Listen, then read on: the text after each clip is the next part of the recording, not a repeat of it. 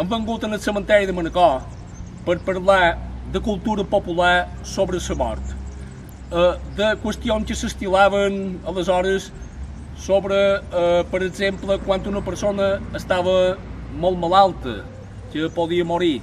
Deien que si entraven mosques a l'habitació del malalt, d'aquella persona que estava molt greu, i en revoltaven les mosques per davant els peus d'aquella persona moribunda, se salvaria. Però que si les mosques en revoltaven per davant el cap, era segura la seva mort. Una altra indicació de que aquella persona malalta, greument malalta, moriria, era que quan entrava un borino negre dins l'habitació, o si el malalt se volia vestir, o si el malalt aplegava els llençols, o si s'apagava sobtadament el llum. Eren indicacions de que moria. Quan aquella persona moria abans, sobretot les persones que ho podien pagar, hi havia unes dones que se deien les ploradores.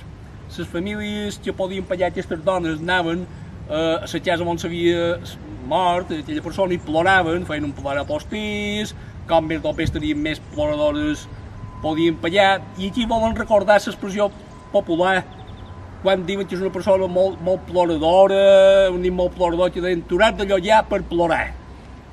Això ve d'aquí. Bé, diuen que les persones que han nascut en divendres sant, quan se moren, el seu cos no se desfà, no se descomposa fins en els 7 anys. Quan se mori una persona, això ho podeu demanar als vostres padrins, vos ho contaran perfectament, aquelles persones no anaven, si era època de fer panades, no feien panades, tenien tancat, llevaven els cossiols de la casa, etc. Però el costum que mos interessa contar era que quan se moria una persona tapaven els miralls. Per què es que tapaven els miralls? Tapaven els miralls en dues ocasions, quan una persona se moria i quan feia llamps.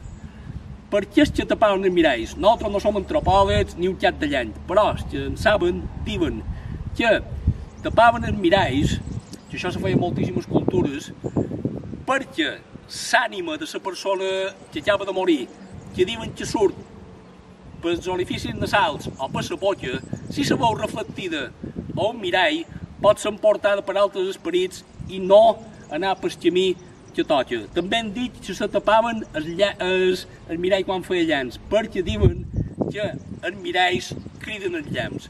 Són elements de bruixeria que abans se tenien molt en compte.